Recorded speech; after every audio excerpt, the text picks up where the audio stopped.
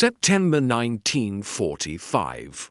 Tokyo's streets are quieter than they have been in years. The air still carries smoke from fires that never truly went out. Concrete buildings stand open. RIBS exposed. Paper signs hang where flags once flew. In courtyards and administrative offices, lines form not for rations alone, but for judgment. Among them are Japanese women in uniform skirts and armbands. They are not soldiers in the Western sense.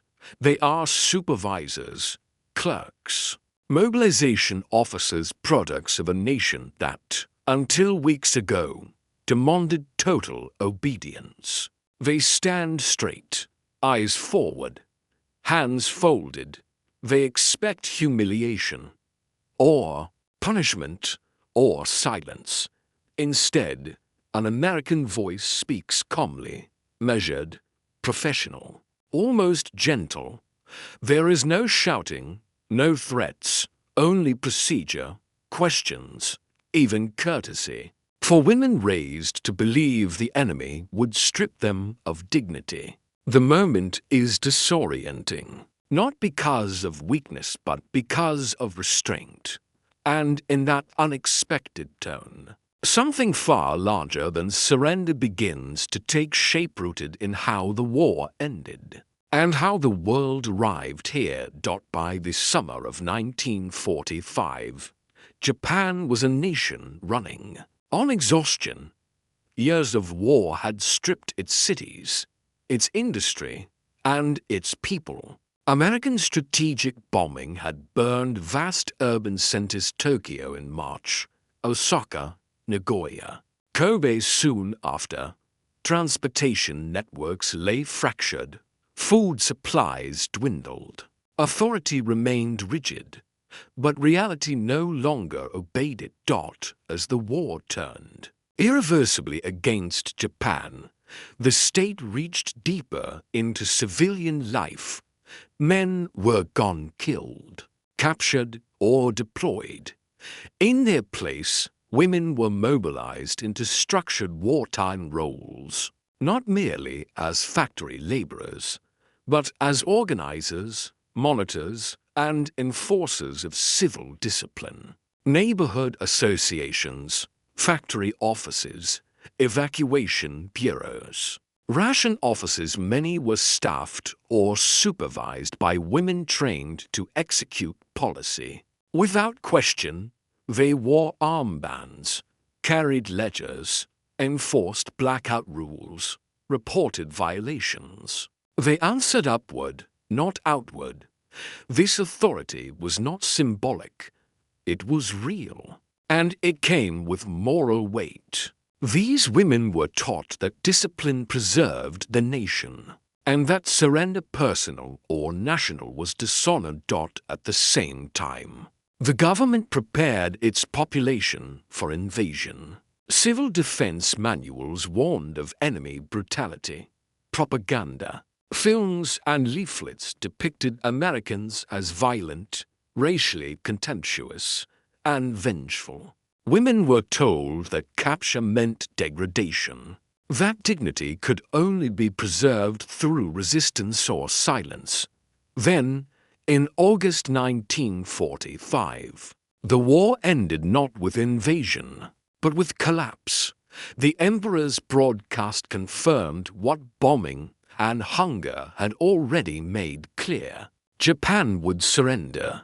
The system these women served vanished almost overnight, but their expectations of the enemy did not. And into this psychological vacuum stepped the Allied occupation. The first Allied troops arrived in late August 1945. They came not as an invading army in combat formation, but as administrators. The supreme commander for the Allied powers, SCAP, established authority with paperwork, schedules, and directives. Uniforms replaced banners, offices replaced barricades for many Japanese civilians. This was the first direct contact with Americans. The moment carried fear sharpened by years of warning. Yet the early occupation emphasized order over retribution. Looting was prohibited. Violence against civilians was punished. Conduct guidelines were enforced with discipline. Japanese institutions were not immediately erased. They were repurposed. Civil servants were retained. Clerks reported to new supervisors. Translation desks appeared beside old filing cabinets. Women who had enforced wartime regulations now found themselves summoned to explain them. This reversal struck at the core of authority. Those who had once spoken in the name of the state now spoke in its aftermath. For Japanese women in administrative or supervisory roles, the danger felt personal. They had represented a defeated system. They expected consequences. Instead, they encountered procedure. American officers asked questions rather than issuing proclamations. Forms replaced commands. The tone was controlled, professional, sometimes even respectful. For women conditioned to interpret authority through hierarchy and intimidation. This was deeply unsettling. More destabilizing still was the presence of American women in uniform: clerks, nurses, administrative officers, visible embodiments of a social order Japan had not prepared them to face. Their existence alone contradicted years of instruction. The occupation was not gentle. It was firm, intrusive, and absolute. But it spoke a different language of power, one that relied on regulation rather than ritual, and restraint rather than terror. That contrast would echo through countless encounters, reshaping how individuals understood defeat, authority, and themselves. And those moments can be seen most clearly when examined from different angles. For many Japanese women in authority roles, the fear was not abstract. It was rehearsed. They had been warned for years that Americans would behave without restraint. That capture meant humiliation, that the enemy did not recognize dignity. These expectations hardened during the final months of war, when survival itself became an act of endurance. So when American officers addressed them calmly, asking names, duties, records, the absence of cruelty felt unreal. Courtesy was not comforting. It was destabilizing.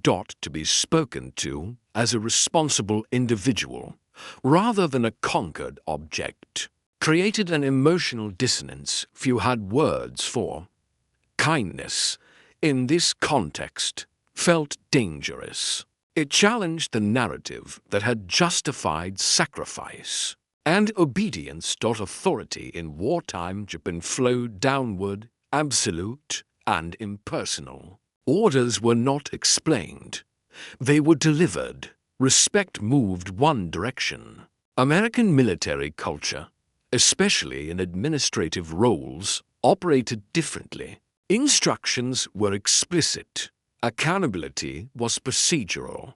Obedience was enforced through regulation rather than ritual. For Japanese women trained to embody discipline through silence, this system felt strangely exposed. Being asked to explain decisions implied moral agency. It suggested choice. In a culture shaped by collective responsibility, being treated as an individual capable of explanation rather than submission was profoundly unsettling. This collision was not dramatic. It unfolded quietly across desks and documents, yet its impact lingered, preparing the ground for deeper change. During the war, leadership in Japan had been distant and absolute. Orders descended from unseen authorities' ministries, commands. In imperial institutions rarely explained, never debated, obedience was proof of loyalty. Questioning was a moral failure. The occupation introduced a different performance of power. American officers exercised total authority, yet often without raised voices or ritualized dominance. Decisions were written, filed, and reviewed. Power expressed itself through consistency. For Japanese women accustomed to enforcing discipline, without discretion, this was unsettling. Authority no longer required emotional severity. Control did not demand fear. The enemy ruled not by humiliation, but by rules, and those rules applied even to themselves. It was a form of dominance that felt colder, but also harder to resist. Perhaps the most destabilizing sight was not an American man, but an American woman. Women in U.S. uniform worked openly in offices, hospitals, and administrative centers. They spoke with authority. They issued instructions. They moved freely. For Japanese women raised under rigid wartime gender expectations, obedient, sacrificial, silent, this visibility challenged years of conditioning.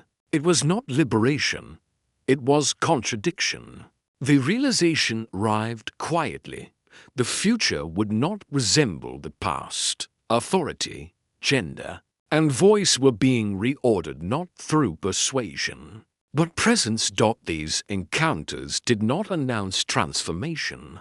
They planted it. And soon, a single turning point would force these tensions into clarity. Late autumn, 1945. In administrative buildings across Tokyo and Yokohama, the process becomes formalized. Screening, demobilization, documentation, former. Wartime personnel, military and civilian, are summoned to account for their roles. For Japanese women who once carried authority on behalf of the state, this is the moment they feared most.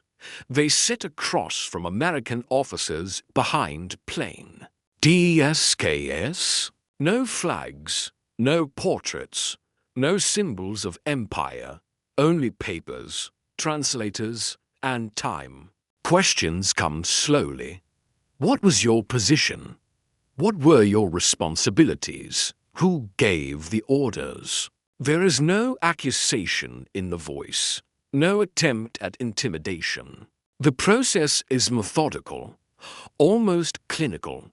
Each answer is recorded, each file is stamped. Some women expect the tone to change, to harden once their involvement becomes clear. It does not. The same calm persists, even when authority is exercised. It is bounded by procedure.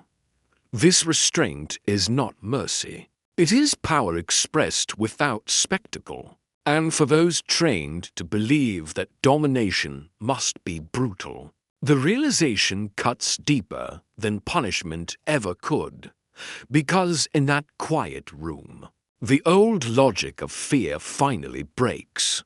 What collapses in that moment is not simply authority, but certainty. For years, these women had measured strength through endurance, through the ability to obey without hesitation and suffer without complaint. War had demanded it. Society had rewarded it. Identity was built around it. Now, seated in a room where power spoke softly, the moral framework that sustained them unraveled. The Americans did not need cruelty to dominate. They did not need rage to command compliance. Their confidence rested in systems that continued regardless of emotion. And that revealed something terrifying. The war had not been lost because Japan lacked resolve, but because it lacked capacity. The encounter forced an unspoken reckoning. If the enemy could afford restraint, then the narratives of inevitable brutality were false. If authority could exist without humiliation, then obedience without question had been a choice, not a necessity. This realization spread quietly through offices, through families, through conversations that never reached official records. It did not inspire rebellion. It produced something more enduring: doubt. Doubt about the old hierarchies. Doubt about sacrifice without explanation. Doubt about silence as virtue. The war ended in August. But for many, it was in these rooms under fluorescent lights and calm voices that the world truly turned. And what followed would reshape not only institutions, but lives. The weeks that followed were defined by dismantling. Japan's military structure was dissolved with speed and precision. Weapons were surrendered. Uniforms disappeared from the streets. Offices that once enforced wartime policy were emptied, renamed, or absorbed into new administrative chains. For women who had served within the wartime system, the transition was abrupt. Many lost positions overnight. Others were retained temporarily to ensure continuity, only to watch their authority fade as new directives replaced old ones. Daily life remained harsh. Food shortages persisted through the winter of 1945. Cities struggled to house the displaced. Repatriation trains carried soldiers and civilians back from across Asia into a homeland that no longer recognized their sacrifices as virtues. Above it all, occupation governance expanded. Directives reshaped public speech, political organization, and civil rights. Censorship shifted targets from suppressing dissent to preventing militarism. Newspapers changed tone. Schools revised curricula for those who had enforced obedience. The reversal was disorienting. The skills that once defined loyalty, discipline, silence, endurance no longer guaranteed purpose. Yet beneath the hardship, a different current moved. One that questioned hierarchy rather than restoring it. One that measured authority through law rather than command. And it was within this unsettled space that the most lasting consequences would emerge. By 1946, the transformation became visible. Legal reforms expanded civil participation at a pace Japan had never experienced. New election laws granted women the right to vote and stand for office. That spring, Japanese women entered polling stations for the first time not as mobilized supporters of the state, but as citizens. For many who had once enforced wartime discipline, the shift was profound. Authority was no longer inherited through obedience. It was claimed through participation. The language of duty gave way to the language of choice. The earlier encounters, the calm voices, the procedural restraint, the unexpected respect now took on new meaning. They were not isolated moments of kindness. They were signals of a system redefining how power justified itself. This did not erase trauma. Loss remained. Shame lingered. The occupation was not benevolent. It was controlling, absolute, and strategic.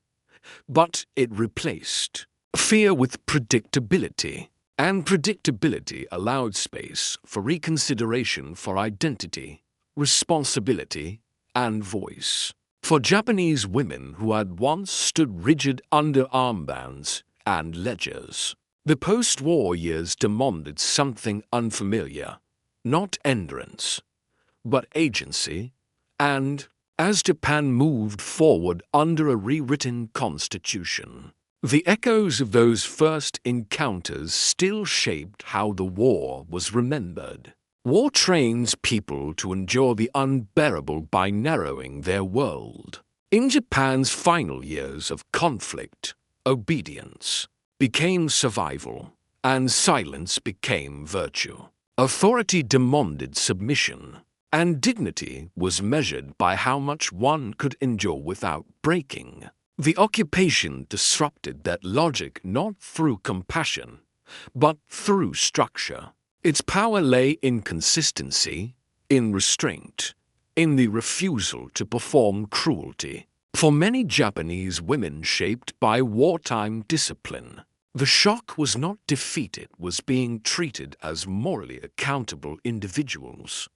Kind words, in this context, were not generosity. They were disarming. They stripped away the certainty that fear was inevitable, or that domination required humiliation. History often records war through weapons and leaders, but its deeper transformations occur in quieter spaces across desks, in controlled voices, through unexpected restraint. Those moments did not absolve the past. They did not undo loss, but they changed the language of power.